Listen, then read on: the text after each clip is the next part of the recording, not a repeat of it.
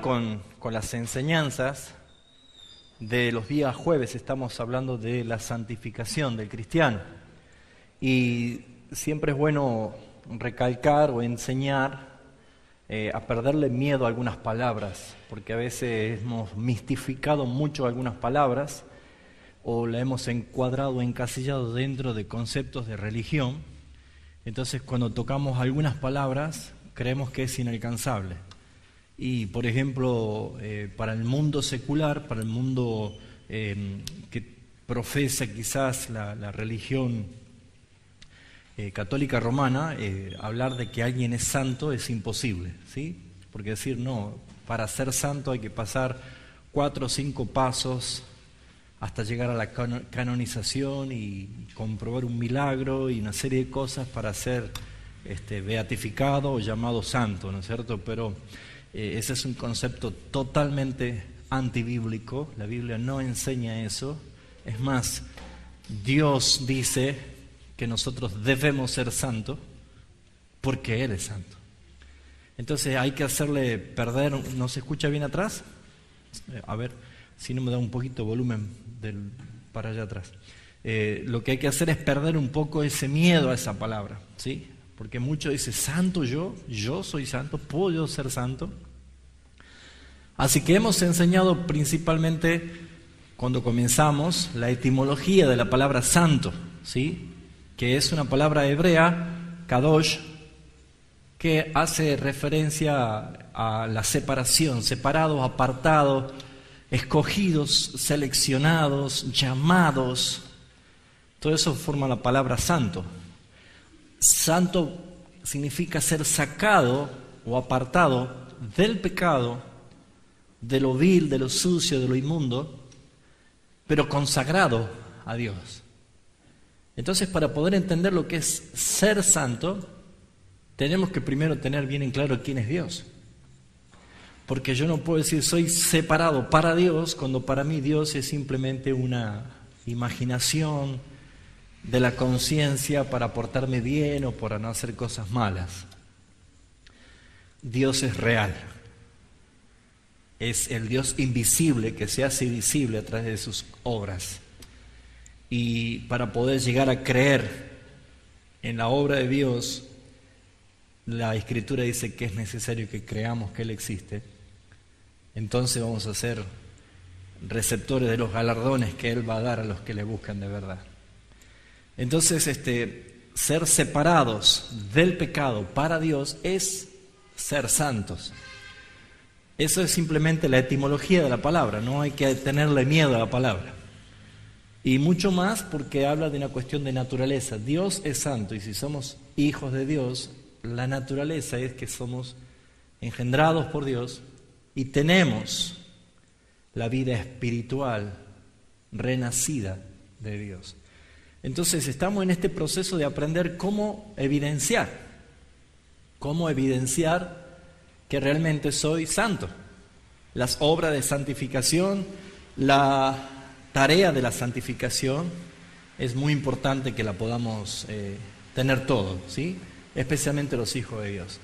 Entonces el jueves pasado hemos aprendido acerca de 12 principios bíblicos de qué es lo que dice la Escritura, de qué es ser santo o qué es la santificación. Y hoy vamos a ver las evidencias de una persona que en realidad ha sido santificada por Dios y que vive de una manera santa. Ahora, ¿es fácil ser santo? No. Es lo más difícil y lo más costoso como hijos de Dios. ¿Por qué? Porque sería fácil ser santo si estuviéramos todos en el cielo, ¿no es cierto? Pero es difícil ser santo en un mundo pecador. Es difícil ser santo en un mundo que odia a Dios, que aborrece su palabra, que no quiere saber nada. Hasta la relación social que podemos tener con nuestras amistades o parientes te pueden llegar a decir en algún momento, no te hagas el santo. ¿Sí o no? ¿Le habrán dicho alguna vez? El solo hecho de no compartir algo o no participar de algo le ha molestado tanto tu actitud que han preferido no invitarte más a sus fiestas o a sus reuniones o a sus pisadas a comer pizza. ¿Y por qué? Porque le arruinas la fiesta. Y ustedes se darán cuenta que cuando ustedes llegan a un cumpleaños, a una fiesta, en algún momento, nadie cuenta chistes verdes. Porque sos vos la persona que le molestás. Y cuando te vas, es como que se liberan y toda la cloaca de su alma sale. ¿Sí o no? O se va a dar cuenta usted que quizá en el trabajo o en el lugar donde esté, personas que a lo mejor dicen una mala palabra, te miran y te dicen, perdón, disculpe. ¿Le pasó o no? Y usted no le dijo nada, simplemente estaba presente allí y te dicen, disculpe. ¿Por qué sucede esto? ¿Qué es lo que pasa realmente? Ahora, ¿todos los que dicen que son hijos de Dios viven esta evidencia? No.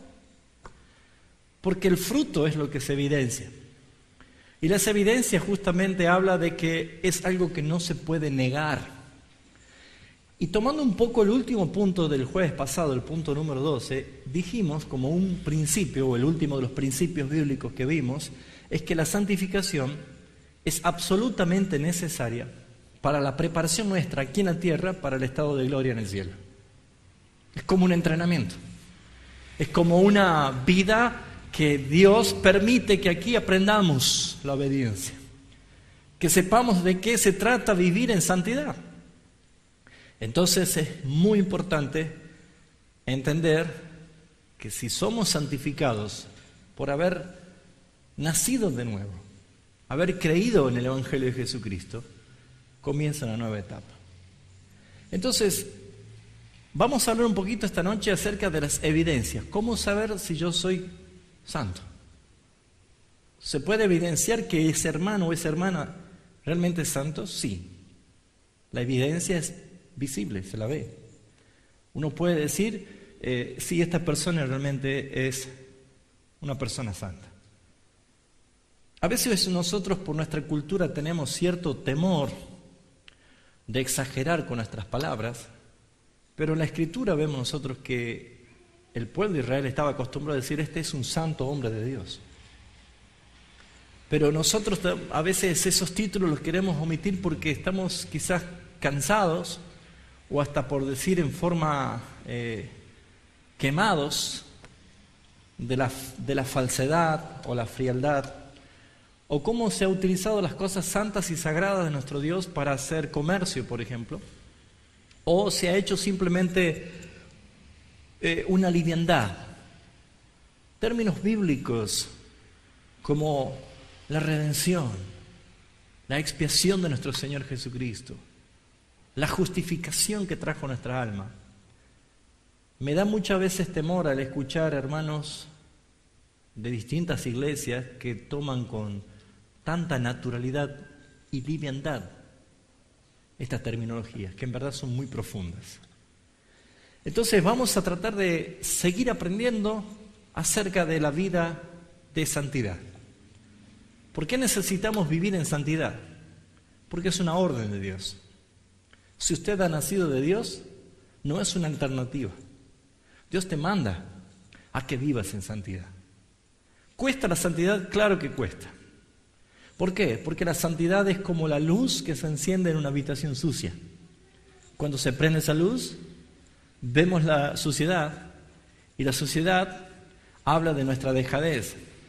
Y naturalmente el primer sentimiento, la primera emoción que nos embarga es la vergüenza. Cuando la santidad está obrando en una persona, esa persona purga los primeros días vergüenza, dolor por haber causado ofensa a Dios. Y hasta llegaron a pensar esto: ¿cómo pude ser capaz de hacer esto? ¿Cómo es que hice esto?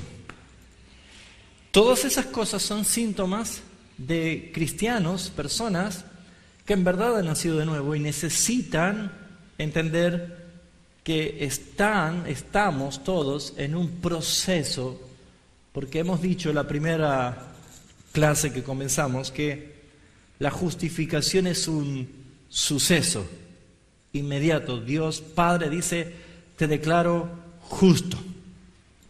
Pero la santificación es un proceso. Es un proceso. Porque el Espíritu Santo está trabajando en nuestras vidas, moldeando cada día, cada momento, en la vida de los hijos de Dios, nada más y nada menos que la imagen de Cristo en ti, el carácter de Cristo. Por eso es que es necesaria la práctica de la santificación, porque es cuando yo empiezo a darme cuenta que yo voy menguando y Él es el que va creciendo. Todo lo contrario para aquellos que dicen que son cristianos y no lo son, porque es todo lo contrario. El entusiasmo religioso es el que va menguando y va creciendo su carnalidad y su mundanalidad hasta un punto en que no soporta más la sana doctrina, no soporta la escritura, no soporta el ambiente cristiano y vuelve a su naturaleza, como el chancho vuelve al barro, ni más ni menos. ¿Se entiende? Entonces la primera evidencia que quiero resaltar en esta noche es que la verdadera santificación no consiste en un mero hablar religiosamente. Hemos enseñado, creo que no este jueves pasado, sino el anterior, acerca de la vida Zoe. ¿Se acuerda que hicimos mención acerca de la vida? Que es la palabra vida, en la traducción griega, tiene 4 expresiones. ¿Se acuerdan cuáles eran? La vida bios, que era la vida biológica. Todos los seres vivos tenemos una vida bios. ¿En qué consiste la vida bios? Cumple el ciclo de ¿qué? Nacer, crecer, reproducirse y morir, como todos los seres vivos. Todos los que tienen vida bios, levanta la mano acá. Es obvio, ¿no es cierto? Estamos vivos. Pero esa no es la vida que Cristo viene a darte. Es otra vida. Porque nosotros podemos estar, o mejor dicho, las personas que no conocen a Cristo pueden estar vivos biológicamente, pero muertos espiritualmente. La otra traducción de la palabra de la palabra vida era psique, ¿sí? Que es la palabra psíquica, mente. Le viene la palabra psicología, ¿sí? La razón, la mente. Y esta es la vida pensante, el carácter del hombre, la vida educacional, la vida que el hombre toma cultura, toma educación, toma aprendizaje. Todos nosotros hemos nacido con nuestro disco rígido vacío, ¿no es cierto? Y hemos empezado a aprender a caminar, a hablar, a reconocer, a contar, a leer, a escribir, a expresar. ¿Por qué? Porque nuestra vida biológica tiene una característica que los demás seres creados no lo tienen. Nosotros tenemos razón. La razón, la vida psíquica, la vida pensante. Entonces, hoy cualquier persona puede estudiar teología. Cualquier persona puede ir a hacer un seminario, un curso de Biblia.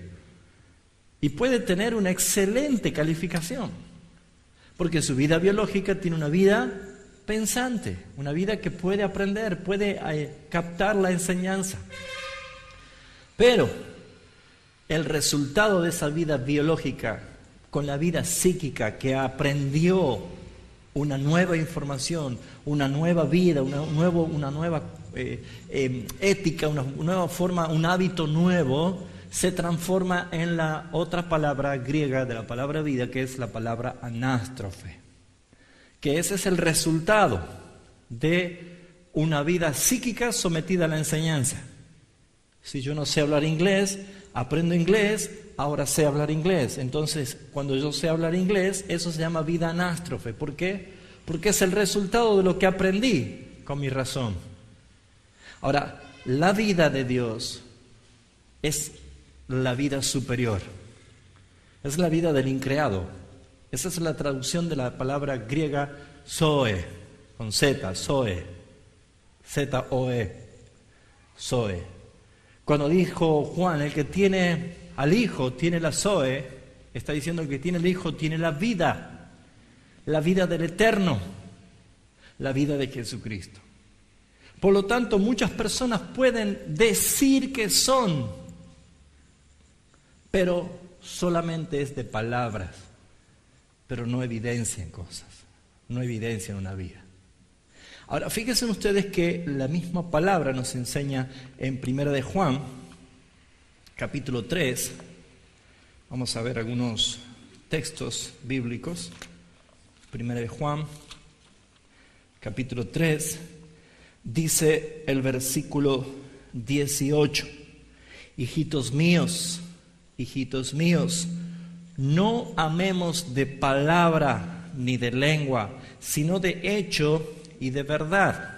Estos son uno de los tantos textos que se usan muchas veces en legalismo dentro de la iglesia para machacar a los hipócritas. En realidad está diciendo, no tan solo digan que son, sino vivan como lo que son.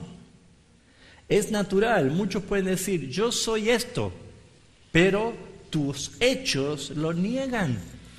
La vida de un hijo de Dios, como primera evidencia, es que viven una realidad diferente. Y esa no es una realidad provocada por nosotros, sino que es la evidencia de que el autor de la vida, Jesucristo, está en usted. ¿Saben por qué, mis hermanos? Porque muchas personas pueden experimentar momentos emocionales. Por lo general, cuando hay reuniones de avivamiento, campañas, retiros espirituales, campamentos, la gente viene con una sensación de que está tocando el cielo con las manos. Un alto nivel emotivo de una espiritualidad que dura un par de semanas más y se terminó. Y todo vuelve a comenzar. Y mis hermanos, no es lo que nos está mostrando como una evidencia bíblica una persona que dice que es cristiana, sino que en verdad comenzó a vivir el proceso de la santificación. El proceso de la santificación es ni más ni menos cuando tus papilas gustativas de tu lengua espiritual, vamos a hablar en forma ilustrativa, comenzaron a sentir el asqueroso y sucio sabor del pecado. Cuando alguien empieza a sentir qué asqueroso que es el pecado, es cuando empieza a decir, ya desde esa nueva vida que le ha dado el Señor, comienza a ejercer autoridad y una nueva voluntad en Cristo Jesús para decir, perdón, ya no quiero esto, porque esto me da asco. ¿Se entiende lo que estoy diciendo? Muchas personas pueden decir que son hijos de Dios, pero no pueden dejar de disfrutar de los deleites temporales de este mundo, de los pecados de este mundo.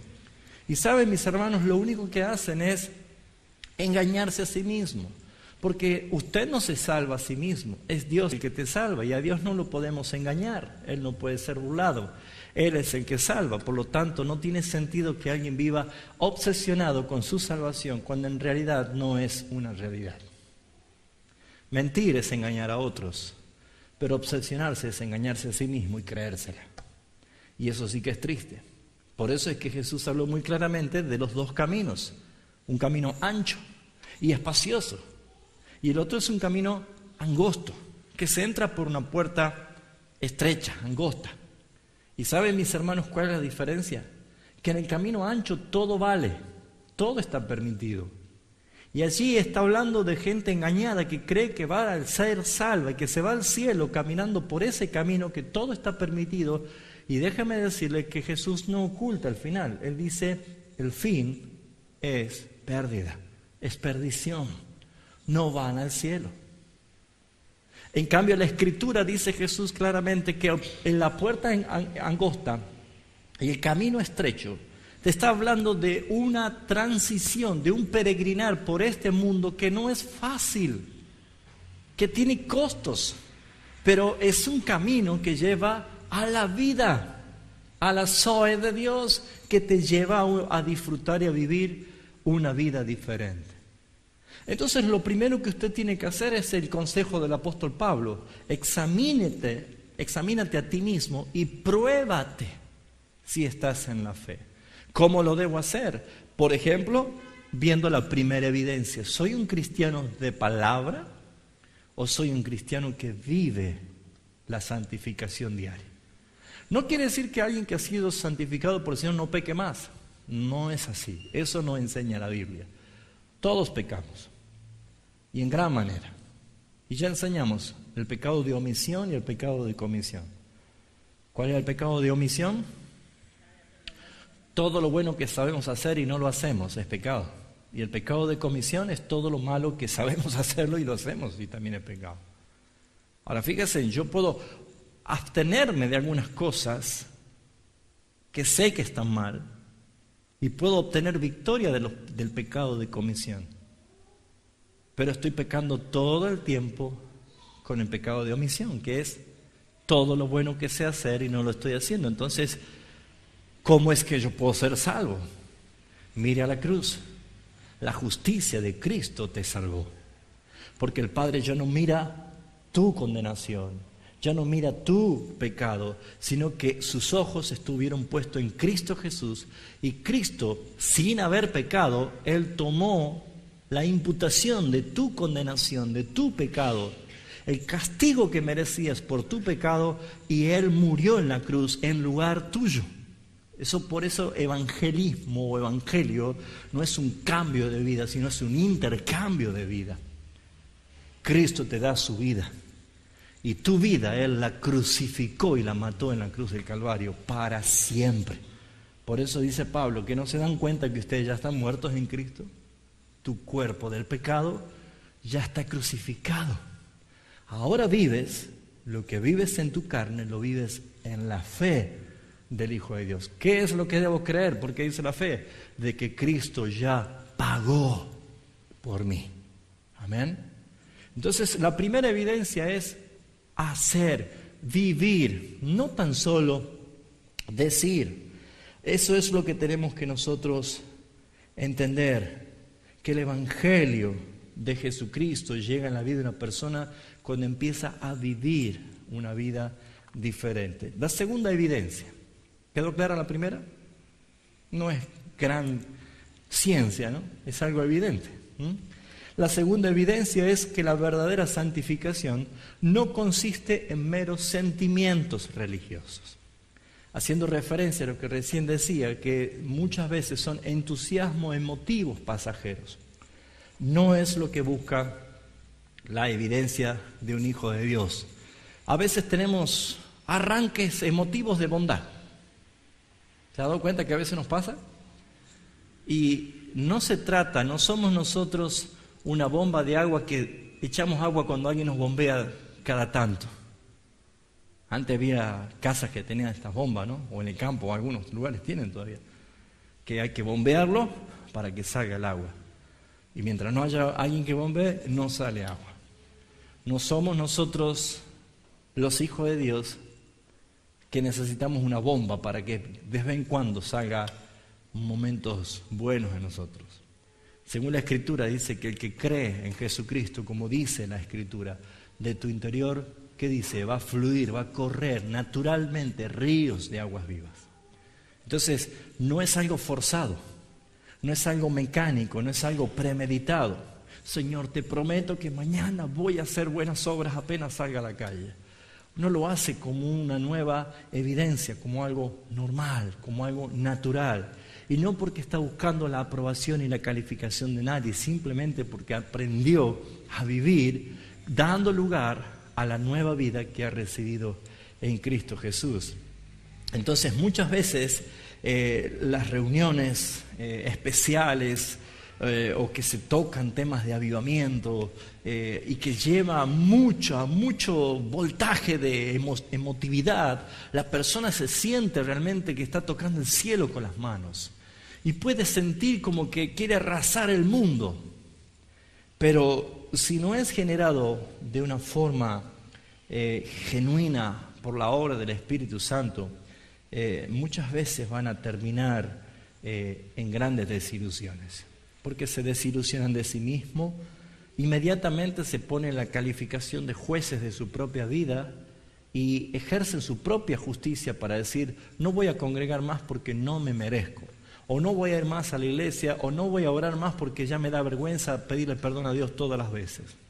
Usted está hablando de su propia justicia, y según la Escritura, la justicia del hombre es como un trapo inmundo, como un trapo de inmundicia. Usted no tiene que hacerle caso a su corazón, porque la Biblia dice que el corazón del hombre es engañoso y perverso más que todas las cosas. Si usted pone sus emociones delante de las convicciones, como poner el carro delante del caballo. Y no es la forma, se va a equivocar, se va a lamentar. Usted tiene que vivir como una persona que entiende que su vida tiene tanto valor porque nada más y nada menos Cristo pagó en la cruz del Calvario por tu vida. Por lo tanto, la evidencia no consiste que la santificación es un mero sentimientos religiosos que a veces es motivado o por una palabra, por un predicador o por alguien. Sí, es verdad, tenemos luchas los cristianos. Tenemos muchas veces altibajo. ¿Usted vio un electrocardiograma? ¿Cuándo garantiza que una persona está viva? ¿Cómo hace el electro? Así y así, así y así. Y cuando una persona está muerta, ¿cómo es el electro? Bueno, si usted quiere tener una vida tranquila, ya sabe dónde tiene que ir. Pero la vida de un hijo de Dios es así. Pero hay vida. Hay vida. La misma situación que nos toca vivir a todos en este mundo es cada vez más difícil. Se dice paz donde no hay paz. Y muchas veces se profetiza una paz falsa, no como la Escritura dice. No sé si usted está esperanzado de un cambio en nuestra nación, pero yo veo en la Escritura que esto va de mal en peor en todo el mundo. Porque, mis hermanos, debe ponerse mal para que aparezca lo bueno, para que venga lo más hermoso. Nunca nadie va a poder degustar la gloria de la santidad hasta que no sienta lo asqueroso de su pecado. Nunca va a poder valorar la luz hasta que no comprenda cuán terribles son las oscuridades de la tiniebla. Y por eso, mis hermanos, lo que hace el Señor simplemente es llevarnos por las Escrituras a conocer la verdad para que la verdad que haga nos haga libres. Y muchas veces nuestra vida está atada por situaciones en verdad peligrosas. Los que en realidad viven por puro emocionalismo puede producir quebrantamiento, lágrimas, y realmente las emociones vienen de un corazón engañoso, hermano. ¿Cuántas veces nos consagramos? ¿Cuántas veces cuando llegaba el 31 de diciembre le decía al Señor: Señor, este año es el año glorioso, me voy a consagrar? ¿Cuántas veces? Y se da cuenta que muchas veces nosotros lo hicimos por pura emoción. La obra de la santificación es saber que aunque estemos caídos, el Señor nos levanta. La obra de santificación es reconocer que aunque somos imperfectos y torpes y limitados, Dios va a perfeccionar la obra que Él comenzó, porque Él es Dios y no comete errores. Por esa razón, nosotros luchamos y batallamos con esta verdad. Ahora, ¿qué pasa con las personas que viven de emociones en emociones? Algunas personas pueden durar meses, pero se termina. Otros a lo mejor años, 10 o 5, pero en algún momento se termina. ¿Por qué? Porque depositó su confianza en sí mismo y no en la cruz de Cristo. Hizo de que su vida solamente dependa de las emociones de los que lo rodean. Si alguno de sus amigos en la iglesia es llevado a una confusión o a una manifestación de su carne por emociones, va a afectar a esa persona si no está puesta su fe en Jesucristo. Va a afectar. Y por eso es que terminan cayendo. Veamos un ejemplo claro que Jesús lo explica en Mateo capítulo 13, cuando el Señor está dando la explicación de una parábola, la parábola del sembrador.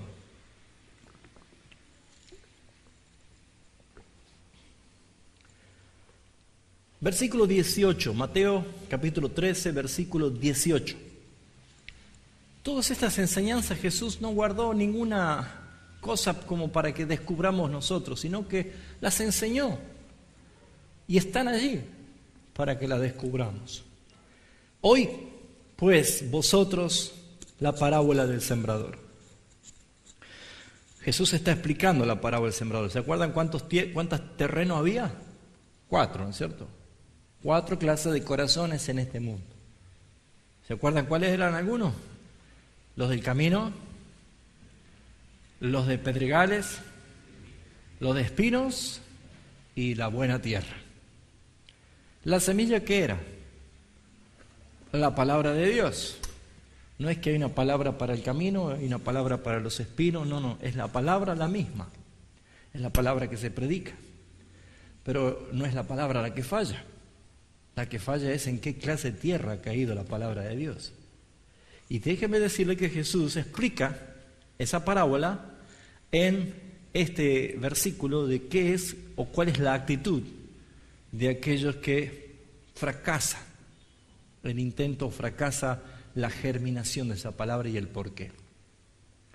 Dice, cuando alguno oye la palabra del reino y no la entiende,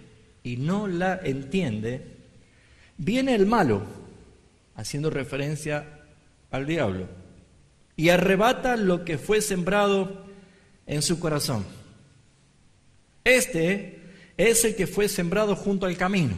¿Por qué? Porque la semilla que cae en el camino, vienen las aves, dice, del cielo y se la comen y se van. No llega a germinar. Así es en la vida de muchas personas que pueden escuchar el mensaje y dice, me voy porque no entiendo nada. Y no vuelven. Esa palabra le fue quitada de su corazón. La palabra de Dios no es la que fracasó, lo que no resultó es el corazón donde cayó. Sin embargo, Jesús sigue diciendo otra característica y dice así, versículo 20, y el que fue sembrado en pedregales, este es el que oye la palabra, este escuchó la palabra.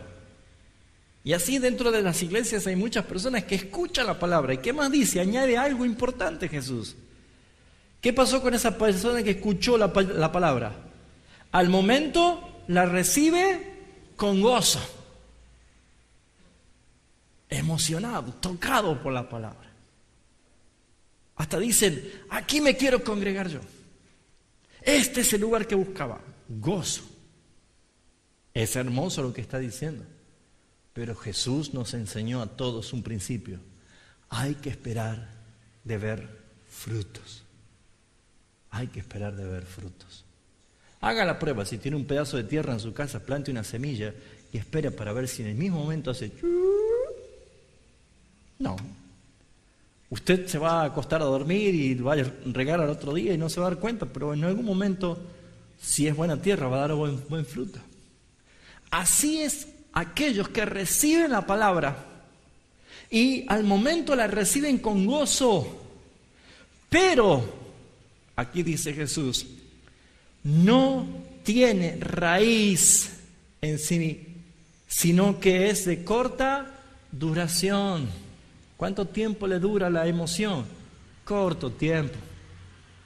Un corto tiempo. ¿Por qué le estoy enseñando esto, hermano? Porque la palabra es el espejo del alma. La Biblia, usted lee, es el espejo de su alma. Para que usted evalúe su vida conforme a la palabra. Porque incluso de lo que están sentados aquí, de acá a un par de meses, puede decir la verdad que ya me quiero volver al mundo. Y cuando venga ese pensamiento, Dios también le va a traer este pensamiento de esta noche con esta palabra y va a decir, usted también fue de corta duración. Usted tampoco tuvo raíz. Así que no se engañe. Dios no puede ser burlado. La Escritura nos está mostrando que Jesús dice que los que no tienen raíz son de corta duración. Pues dice, pues al venir la aflicción o la persecución, ¿a causa de qué? De la palabra, tropieza. Mire, si usted hubiera venido esta noche, hubiera estado viniendo todos estos días acá a la iglesia y hubiera estado escuchando otro tipo de mensaje, como los que abundan hoy, éxito, prosperidad, ofertas de aquí y de allá, seguramente no les sería molesto. Pero estamos tocando el tema de la santificación. Estamos hablando de la santidad del cristiano. Por lo tanto, estamos tocando la evidencia más clara de que si usted es o no es hijo de Dios. Porque si tocamos cualquier otro tema, usted puede decir si soy o no soy prosperado, si voy a tener éxito o no voy a tener éxito. Pero eso es irrelevante. El tema aquí es que usted es o no es un hijo de Dios. Y no se lo voy a decir yo, ni se lo va a decir al hermano. Es usted el que tiene que tener el testimonio del Espíritu Santo en su corazón conforme a lo que está leyendo. Y saben, mis hermanos, este es el costo. Porque muchas personas, ¿saben cuántas personas se volvieron desde el versículo 20 para el mundo? Porque ¿qué vieron? Es muy grande el costo. Creo que ustedes están un poquito pasados de fanáticos de la religión, por eso mejor hay otras iglesias que son más accesibles. En otros lugares se predica con más amor, ustedes son muy duros. La verdad hay que decirlo con la verdad. Si uno va al médico y tiene una enfermedad terrible, ¿cómo quiere que se le diga la verdad? Hay que decir la verdad, como es. Pero muchas personas ven el costo, ¿por qué? Porque cuando están viendo la vida que Dios te está dando y el llamamiento, porque nosotros no venimos a Él, Él nos está atrayendo, Él nos está trayendo con lazos de amor, dice su palabra. Y aunque no entendemos muchas cosas, estamos nosotros caminando. De pronto sentiste en tu alma una necesidad de oír un mensaje, una palabra, o de leer una Biblia. Todo eso no viene de ti, te lo está dando Dios, porque te está atrayendo a sus brazos de amor. Pero cuando estás empezando a vivir eso, Satanás, que es el que quiere ver tu alma destruida en el infierno, empieza a traer persecución, empieza a poner aflicción. Claro, ¿por qué? Porque hoy te darás cuenta diciendo, estoy en una encrucijada. Mi alma quiere rendirse a Jesucristo y experimentar una nueva vida. Pero a la vez tengo todas mis amistades y mis parientes y mi trabajo y todo mi entorno que odia a Dios. Y no sé qué hacer, porque sé que cuando me identifique que soy un hijo de Dios, todos se van a levantar en mi contra. Todos me van a aborrecer. Y aunque se vayan todos, porque podés llegar a tener un arrojo de valentía y de decir, no importa, aunque se vayan todos, yo sigo adelante. Y cuando estés solo y digas, ahora sí comienzo, Satanás va a comenzar con la acusación en tu mente. ¿Vos querés ir?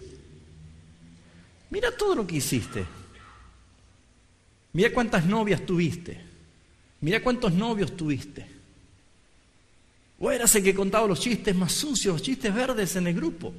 ¿Vos querés hacer esto? Todo lo que tenés, lo tenés por mala administración o mal habido. Fíjese en cuántas cosas. Y ya no están tus amigos que te acusan. Está aquí. Está la acusación del diablo. Y saben, mis hermanos, tenemos el ejemplo más claro de cómo enfrentar y confrontar a Satanás cuando venga a acusarte. Jesús, cuando fue tentado por el mismísimo diablo en el desierto, Él no comenzó a decirle a Satanás, pero escúchame una cosa, ¿sabes quién soy yo? ¿Que no te das cuenta que yo soy Dios? Yo soy Jesucristo. ¿A mí me estás tentando? ¿Te das cuenta lo que puedo hacer ahora? Así le decía Jesús. ¿Cómo Jesús logró ser libre de toda opresión de tentaciones? Él decía, escrito está. Habla de legalidad. Todo lo que está escrito es legal. Es legalidad. Todo lo que está escrito es ¿qué cosa? Legalidad. Por lo tanto, cuando venga algo de parte del enemigo para hacerte tambalear en tu fe, vos tenés que sacar la legalidad de Dios. Y dice la Escritura, Romanos 8:33. ¿Quién acusará a los escogidos de Dios si es Dios el que justifica? ¿Quién? Satanás, escrito está. Pero espera un momentito porque no me acuerdo dónde estaba.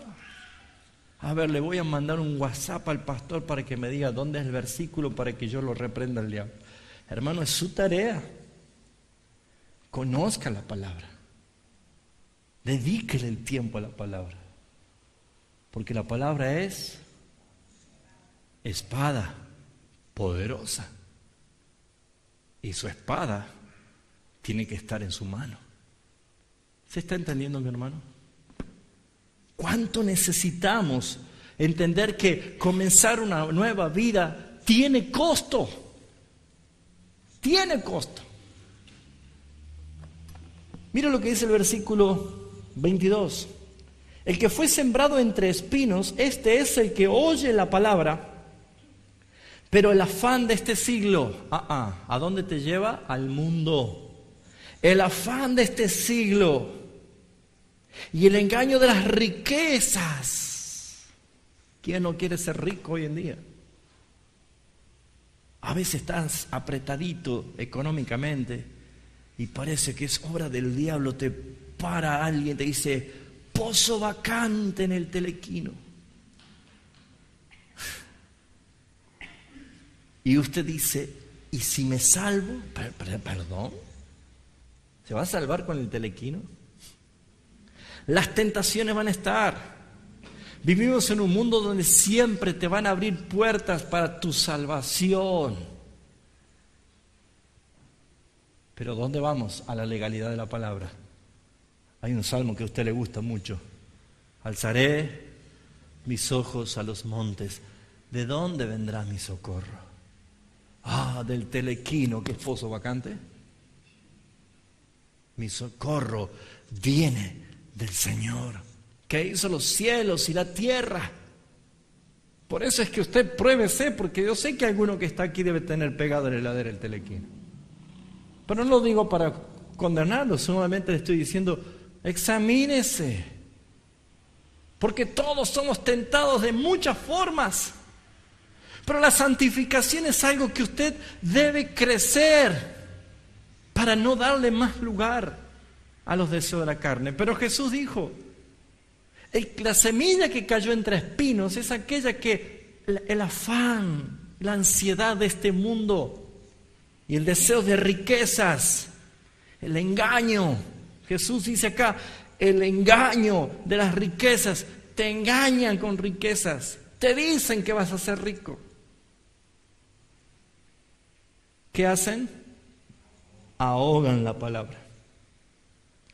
Claro, la palabra te dice, mira vos, el evangelio de la prosperidad, tenga mucho, viva la vida, disfrute.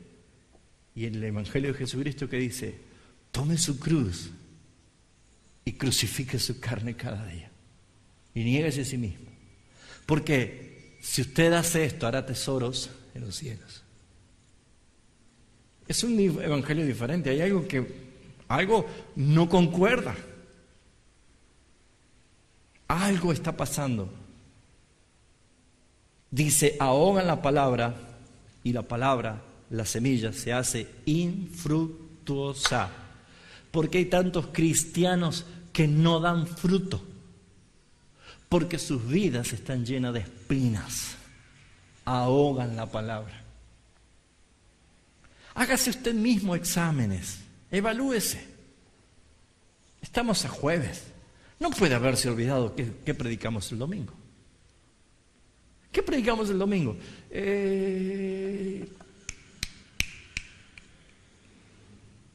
Ya se olvidó. Apenas llegó el lunes. El trabajo, el afán, la ansiedad, el deseo de hacer prosperidad en su vida, ¿ya ahogó la palabra? ¿Se da cuenta, mis hermanos? Jesús lo estaba diciendo. Pero, dice el versículo 23, mas el que fue sembrado en buena tierra, Este es el que oye. ¿Qué más hace? Entiende la palabra. ¿Y qué más hace? Da fruto y produce. Producir habla de multiplicar a 100, a 70 y a 30 por uno. Muy fructífero. Se da cuenta de que no es simplemente por meros sentimientos religiosos. Un hijo de Dios vive una vida fructífera. Cuesta muchísimo. ¿Es difícil? Claro que sí. Pero ¿sabes cuántas personas se han perdido la gran oportunidad de conocer lo que Dios te está llamando a conocer por mirar a los demás? ¿Se acuerda de la esposa de Lot? Que miró para atrás y quedó convertida en una estatua de sal. Otra evidencia. La verdadera santificación no consiste en un mero formalismo o devoción externa. En la vida hay que tener equilibrio para todas las cosas. Pero algunos creen que ser santo es peinado a la gomina, una buena corbata, saco aunque haga 52 grados de calor.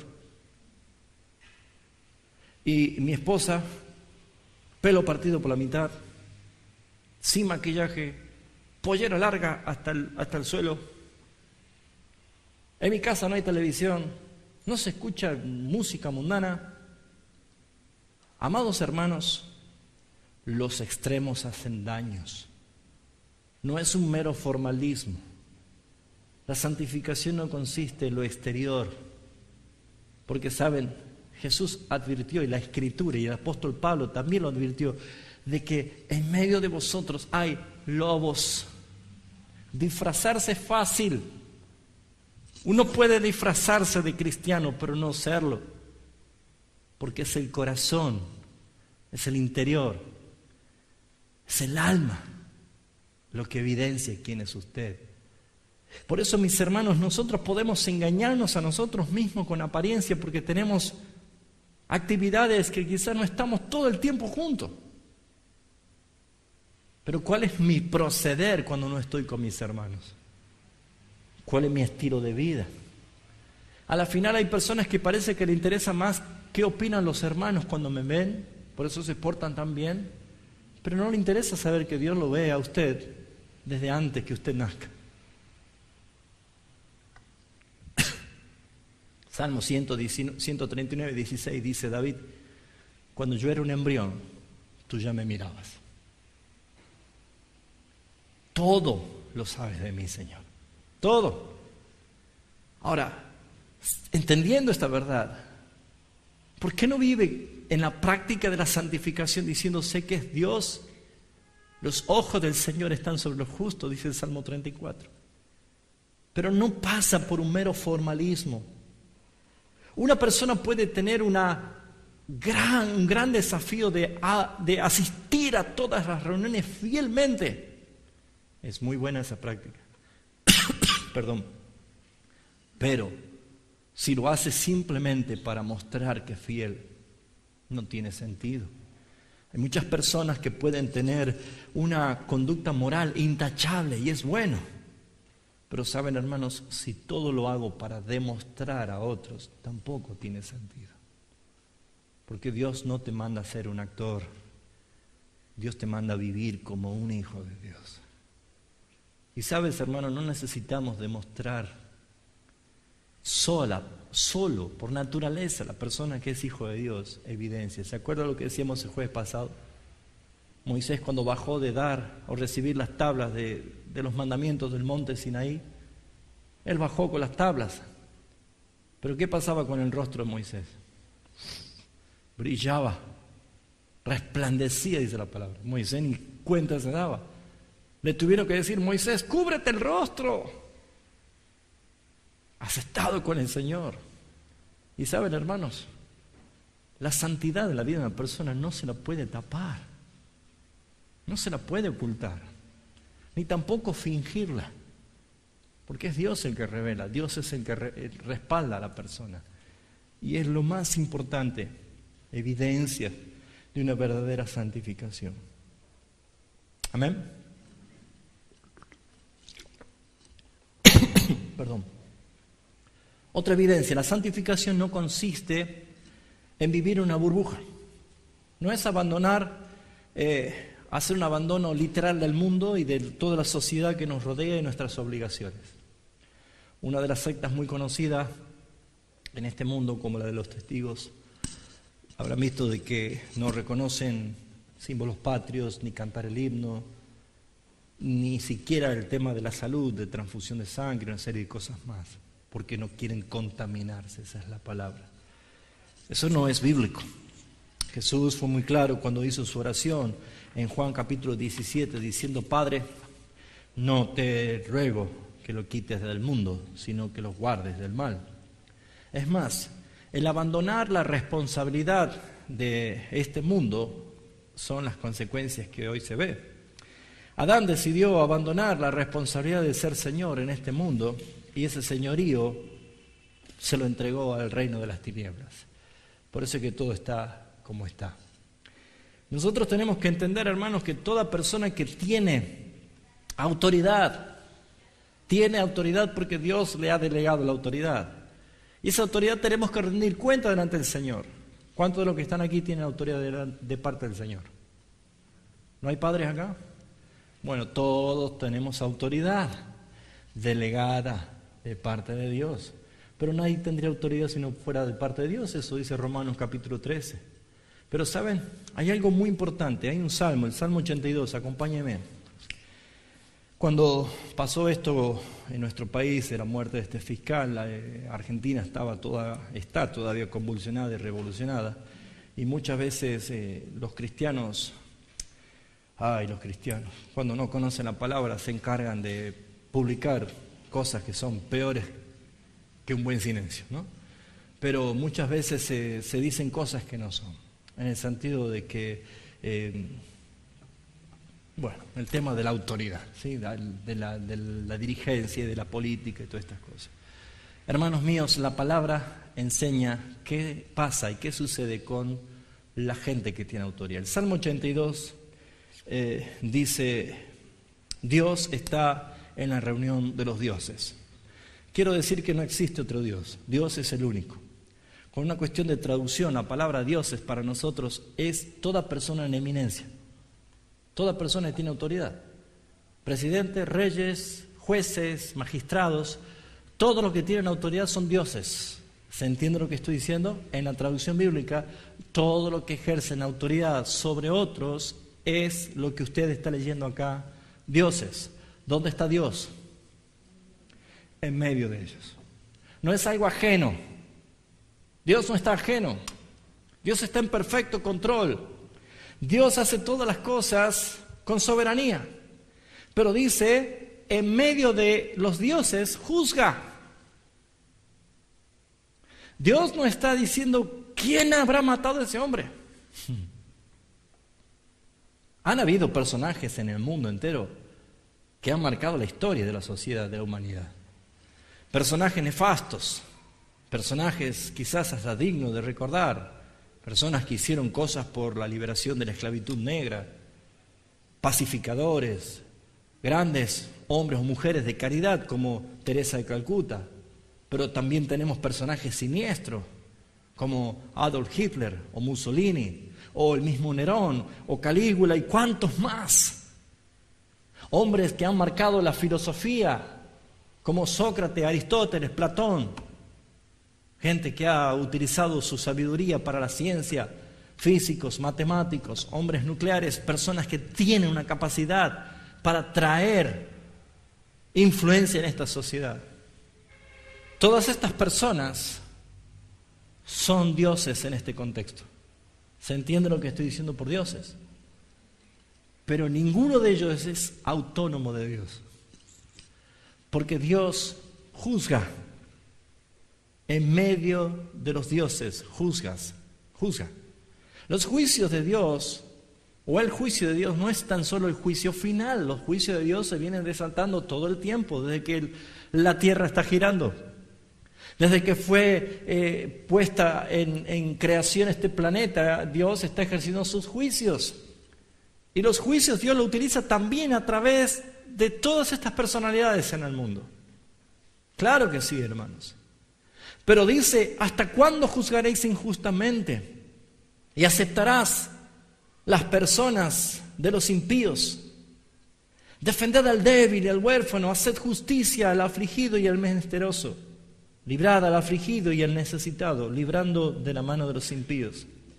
No saben, dice el Señor, no entienden, andan en tinieblas, tiemblan todos los cimientos de la tierra. Yo dije, dice Dios, acerca de todos los que tienen autoridad en el mundo, vosotros sois dioses. Dios está diciendo, ustedes son los que tienen la responsabilidad, el gobierno en este mundo. Y todos vosotros, hijos del Altísimo. ¿Son hijos de Dios? No, está diciendo de dónde viene la autoridad. Jesús le dijo a Pilato, cuando Pilato le dice, ¿por qué te callas? ¿No sabes que yo tengo autoridad para darte libertad o mandarte a la muerte? Y Jesús le dijo, tú no tendrías ninguna autoridad sobre mí si no te hubiera dado mi Padre. Principio de autoridad. Toda persona que está en autoridad es de parte de Dios. Y por eso dice la Escritura, todos vosotros sois dioses y todos vosotros hijos del Altísimo. Está diciendo, todos tienen autoridad delegada por mí. Pero como hombres moriréis. ¿Qué está hablando? Como hombres moriréis. La paga del pecado, ¿qué es? La muerte. Se termina. Y como cualquiera de los príncipes caeréis. La oración y el clamor es, levántate, oh Dios, juzga la tierra, porque tú heredarás todas las naciones. Está hablando de Jesucristo este salmo, el que fue levantado y el que fue coronado por el Padre como Rey de reyes y Señor de señores. Por lo tanto, mis hermanos, no se trata de que el cristiano, para evidenciar una obra de santificación, esté alejado o apartado de las responsabilidades del mundo. Saben, hermanos, desde el siglo IV hasta el siglo XVI, hasta el siglo XV ha durado lo que se llamó la era de la oscuridad, del oscurantismo. La gente no tenía ningún avance, ningún progreso, no había ciencia, no había arquitectura, no había nada que el hombre pueda producir, porque todo estaba bajo la oscuridad del dominio de la iglesia romana. Personas que no tenían oportunidad de leer, de ser instruidos, de ser educados, no lo tenían. La reforma que sucedió allí en la puerta de la iglesia de Wittenberg con Martín Lutero, lo que hizo justamente es que la gente pueda volver o pueda tener la oportunidad de leer las Escrituras, de leer la Biblia, de aprender a leer, aprender ciencias. Mucho de lo que el mundo hoy es se lo debe a esa obra de reforma de Lutero. Se han logrado muchísimos beneficios, muchísimas cosas para el bien de la sociedad. La ciencia, la educación en los colegios, los registros civiles, los derechos humanos, la posibilidad de tener las reuniones de adoración. Antes no se cantaba a Dios, la posibilidad de tener la escritura en el lenguaje que la gente necesitaba tener. ¿Cuántos beneficios? Pero saben, hermanos, luego la era siguió creciendo y siguió avanzando y el mundo siguió girando hasta llegar a los momentos de rebeldía. Esa famosa era o el momento de la liberación, de la libertad. Década del 60, el 70, cuando comenzó los movimientos hippies, se habrán conocido eso. Que esa supuesta libertad no era otra cosa más que darle rienda a la anarquía, a la forma de expresión rebelde del hombre. La iglesia ha caído en un estado peor que el anterior, porque ha abandonado sus responsabilidades y ha creído que la santificación es meterse en una burbuja. Y no es así, mis hermanos. Somos llamados a tomar redención de la cultura donde vivimos, porque somos nosotros los que en cielo nuevo y tierra nueva, según la Escritura, somos los que vamos a gobernar, los que vamos a juzgar, los que vamos a tener autoridad.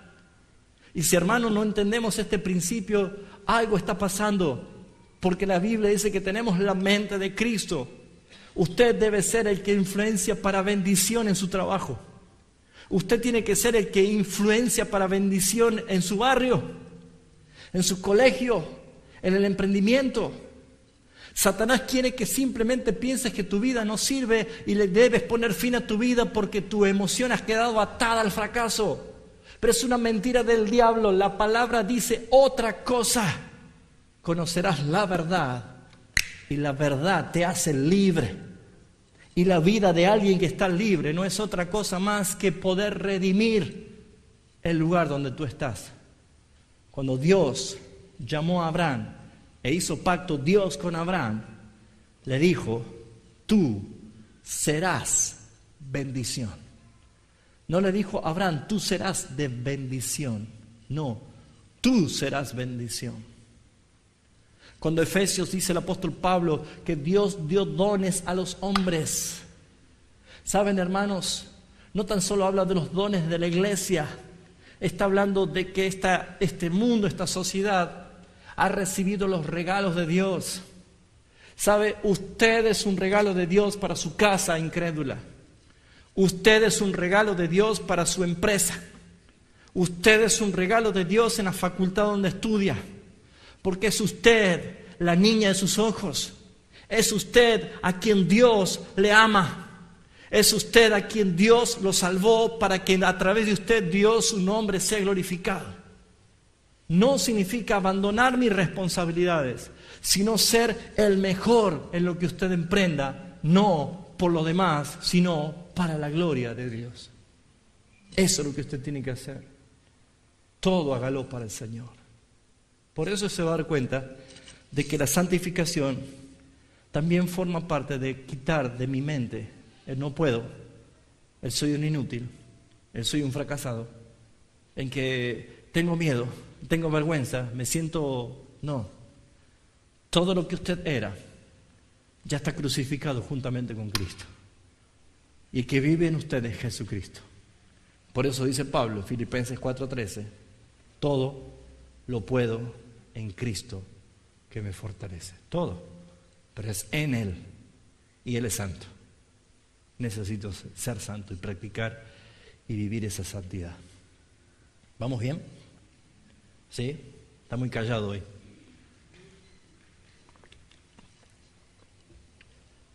La exposición de la palabra nos va a presentar como diciendo, uy, ¿dónde nos metimos? Esto es difícil. Paz.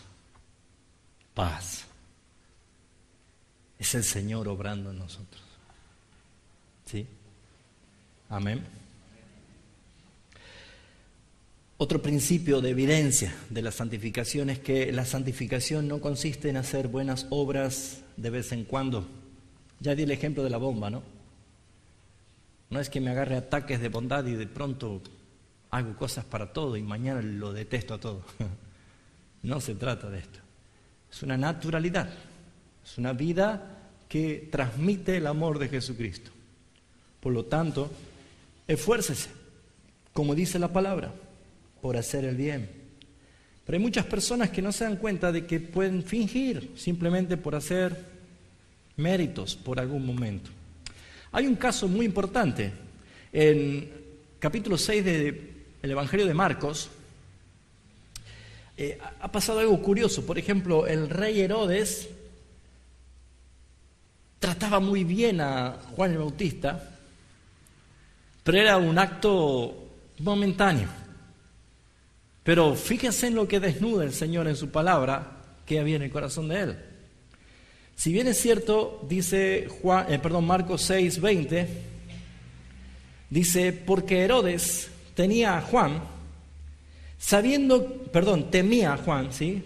Herodes temía, ese temor es respeto, ¿sí? El rey Herodes respetaba a Juan el Bautista, siendo un esclavo de él. ¿Por qué? Sabiendo que era un varón justo y santo. Y le guardaba a salvo. Y oyéndole, se quedaba muy perplejo, pero le escuchaba de buena gana. Uno podría decir, Herodes ya se convertía, mire que estaba haciendo buenas cosas. Pero era un acto, un momento. Fíjese lo que dice el versículo 16. Al oír esto, Herodes dijo: este Juan, el que yo decapité, dice que ha resucitado de los muertos, porque el mismo Herodes había enviado y prendido a Juan, lo había encarcelado a Juan y lo había encadenado en la cárcel por causa de ¿quién? De Herodías, mujer de Felipe su hermano, pues la había tomado por mujer a su cuñada. Porque Juan decía a Herodes: no es lícito tener la mujer de tu hermano.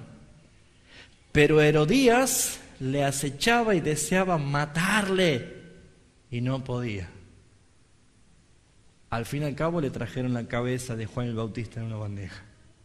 Fíjense ustedes que en este caso vemos como que era un momento de que escuchaba atentamente, de buena gana la palabra, se estremecía por lo que decía Juan, pero sin embargo no había en él una nueva vida en Cristo.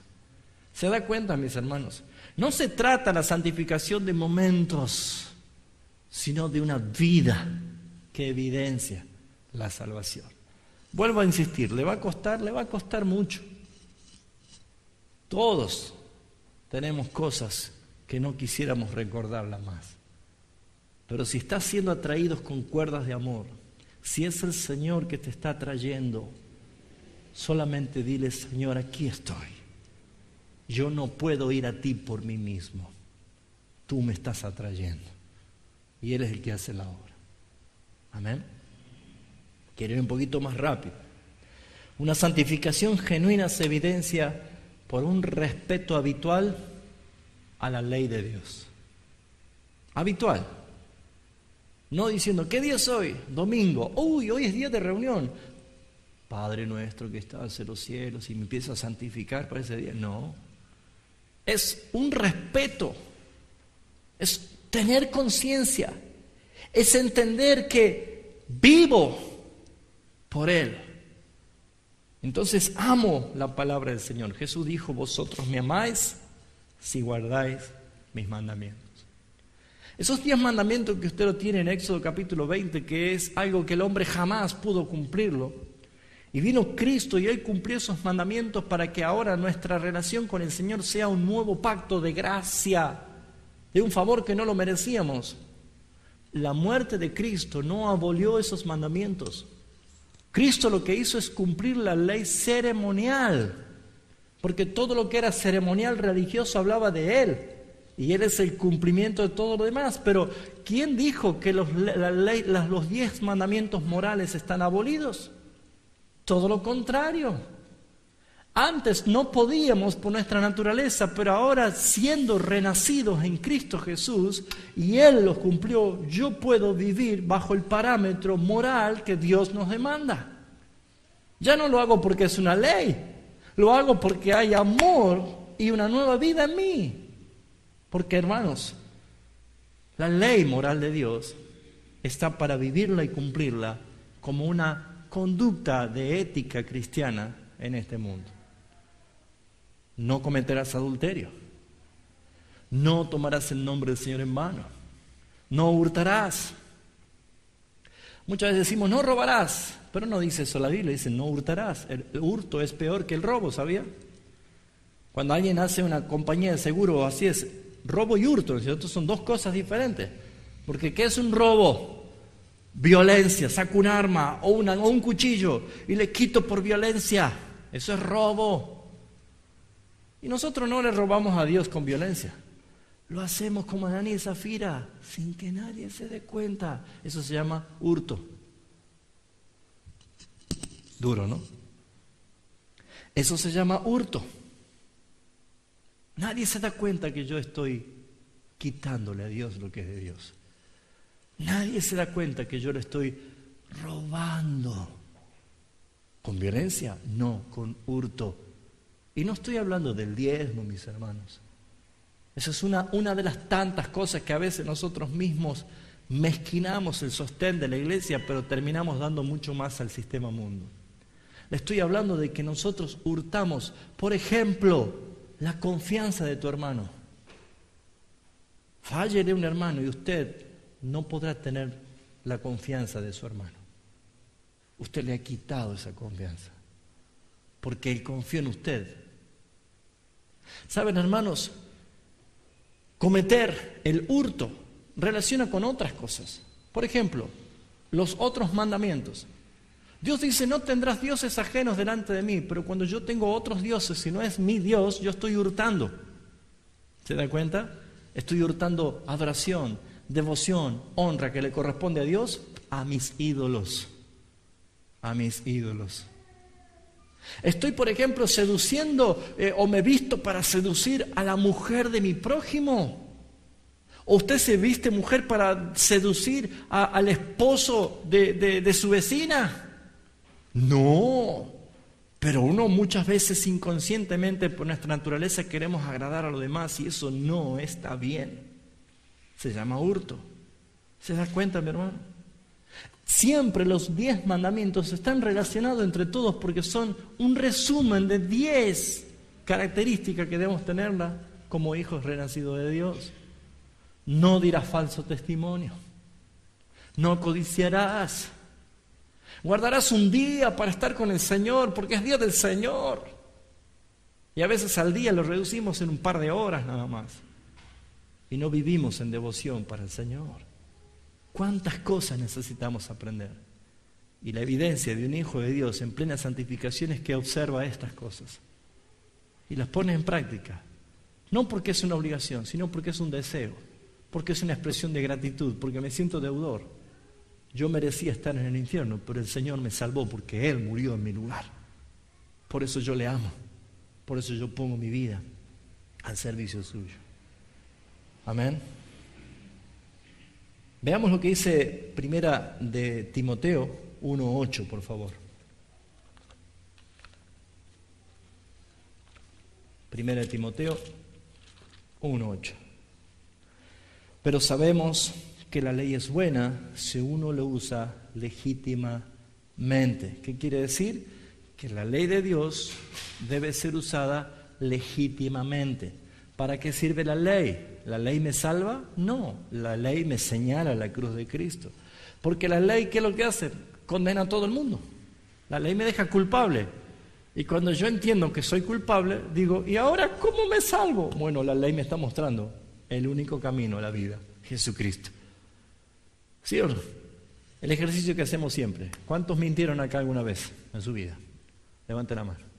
¿Cuántas mentiras tiene que decir para ser un mentiroso? Una. Entonces, ¿usted qué es? Un mentiroso. ¿Y qué dice la Biblia? Los mentirosos, con uno de los 10 estamos en el horno. ¿Se dan cuenta? ¿Cómo hacemos?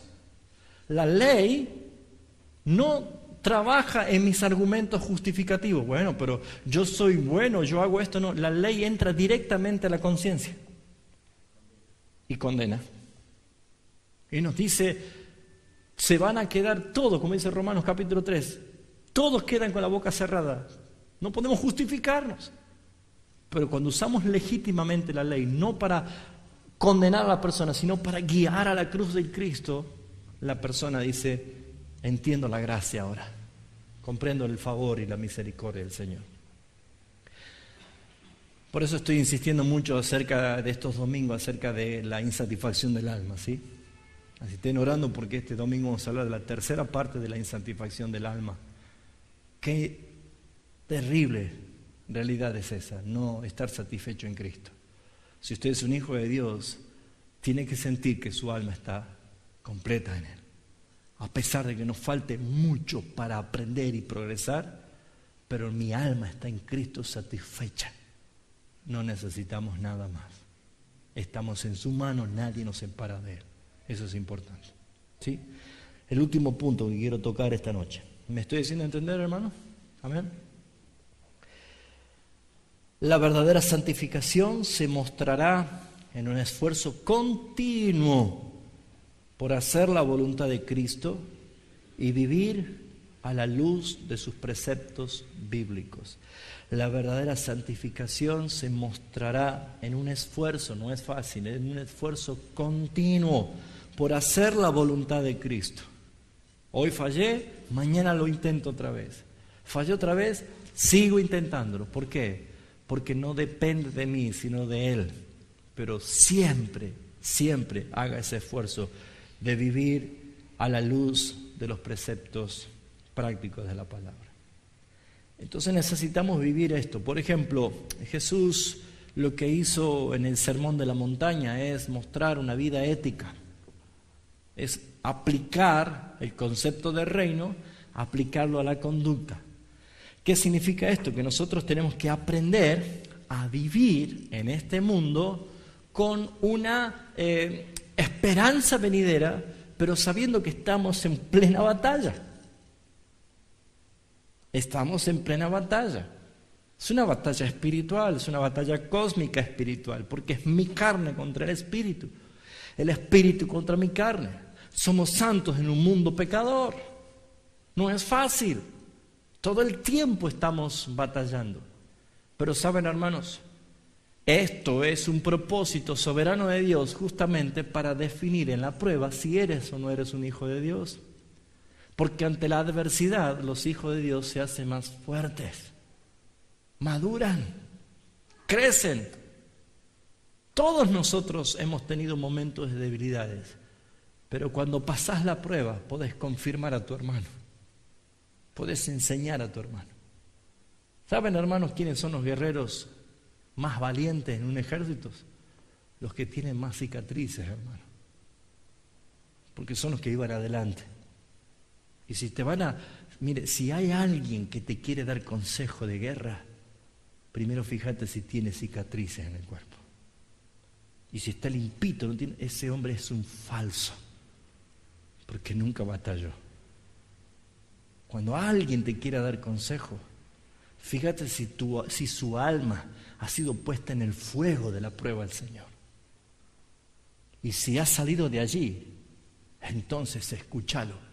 Como le decía Jesús a Pedro: Pedro, Satanás me ha pedido para zarandearte como trigo. ¿Sabe cómo se zarandea el trigo? Se agarra la zorra, ¿sí? Todo el trigo atado y ¡pa!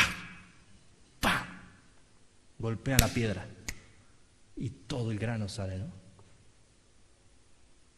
Satanás me ha pedido para zarandearte como a trigo. Y Pedro dijo: yo sé que tú eres la roca de mi salvación, el castillo fuerte de la tribulación. Y le seguro que lo has reprendido y le has dicho: jamás toque a mi ungido. ¿Así le dijiste, Señor? ¿Sabes, Pedro? Yo he rogado al Padre por ti. Que Dios te ayude para que tu fe no falte. Pero después que vuelvas de la zaranda, anda y confirma a tus hermanos. Eso hace falta en la iglesia, aquí y en la iglesia en todo el mundo.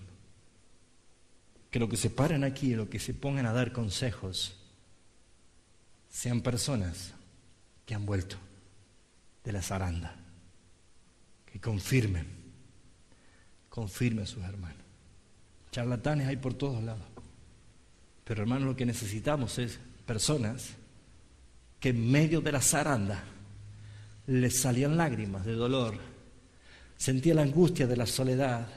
Todos me han abandonado, todos me han dejado, pero Señor, estoy aferrado al único que me ama, que murió por mí, que me dio vida eterna y que vuelve a buscarme para llevarme a su gloria. De ti nadie me va a separar, porque tú me guardas, Señor. Si esa es tu oración, puede pasar de todo, pero tu vida va a volver para confirmar la fe de tus hermanos. ¿Se entiende, hermano? El mismo Señor dijo: vosotros sois mis amigos si hacéis lo que yo les mando. Cuán difícil es aceptar la voluntad de Dios cuando a mí no me gusta. Pero saben, hermanos, cada vez que Dios te diga no, Cuando te digan no a una relación, cuando te digan no a una sociedad, cuando te digan no a una puerta que se te abre para la prosperidad, cuando Dios te diga no, siempre cuando somos niños, adolescentes, ese no, cómo nos disgusta. Cuando los padres te dicen, no vas a salir, o no vas a ir a ese viaje egresado, ¿qué? ¿Cómo? Y se arma la hecatombe, ¿no? Cuando un padre te dice no, ¿cómo nos molesta? Pero saben, esos no están impregnados de amor. Y cuando Dios te dice no, no va a esa relación. ¿Por qué? Porque la voluntad de Dios es buena, es agradable y es perfecta. Y verás el fruto. Porque mi alma quiere siempre satisfacer sus deseos.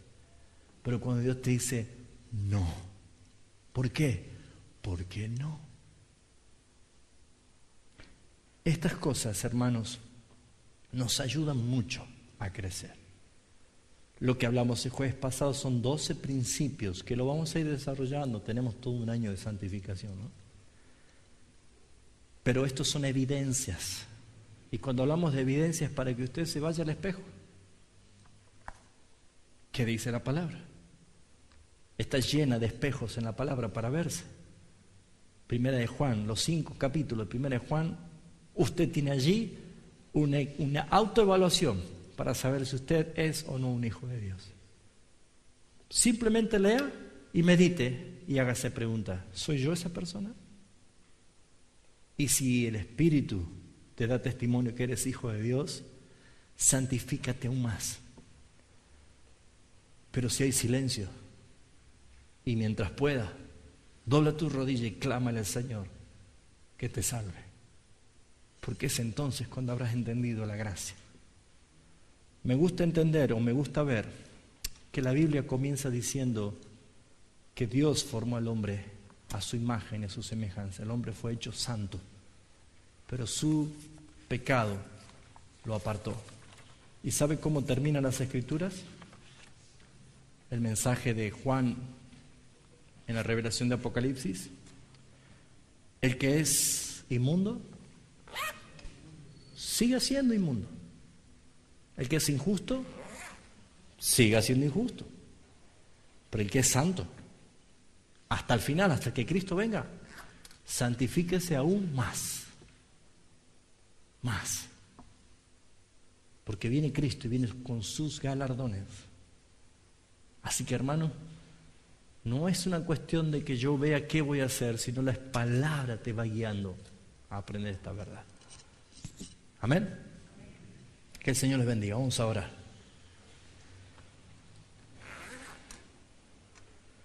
Si alguien de los que están presentes en algún momento o en la semana necesita hablar personalmente conmigo sobre alguno de los puntos que a lo mejor está clavado como una estaca cuando escucha la palabra, estoy a su disposición, o los pastores están a su disposición para escucharle y guiarle con la palabra. De todas maneras, nosotros no somos imprescindibles. Enciérrese en su habitación, doble sus rodillas y busque a Dios, a su Padre que está en lo secreto. Y tu Padre que ve lo secreto, dice, te recompensará en público. Deje que el Espíritu Santo de Dios te hable. Amén. Padre, queremos darte gracias, queremos bendecirte, alabarte, glorificar por quién eres tú, Señor. Gracias porque cada vez que aprendemos tu palabra, Señor, nos limpia, nos santifica, nos purifica, Señor, ante ti. Porque, Señor, tu palabra produce la necesidad de nosotros de cambiar, de menguar, de quitar cosas que no están bien, Señor. Te ruego, Padre Santo, por los méritos de Jesucristo en la cruz del Calvario, de que obres cada día en nuestras vidas, Señor, perfeccionando nuestra santidad hasta alcanzar la plenitud de nuestro Señor Jesucristo. Sabemos que comenzaste una obra y la vas a perfeccionar. Ahora, Padre, todo lo que estamos aquí dentro de lo que hemos escuchado de tu palabra genera inquietud, genera dudas muchas veces. Señor, esto es buena señal, porque hay un temor reverente hacia ti. Y Padre, allí obra tu Espíritu Santo, el consolador de nuestras almas, el que nos guía a toda verdad, el que pone paz manifestada, Señor, a través de la obra de Cristo en nuestras vidas. Gracias, Señor, por esa verdad. La gloria y la honra sea para ti, Señor. Bendice, Señor, a aquellos hermanos comprometidos que sostienen tu obra con sus dádivas. En el nombre de Cristo Jesús. Amén. Gloria a Dios.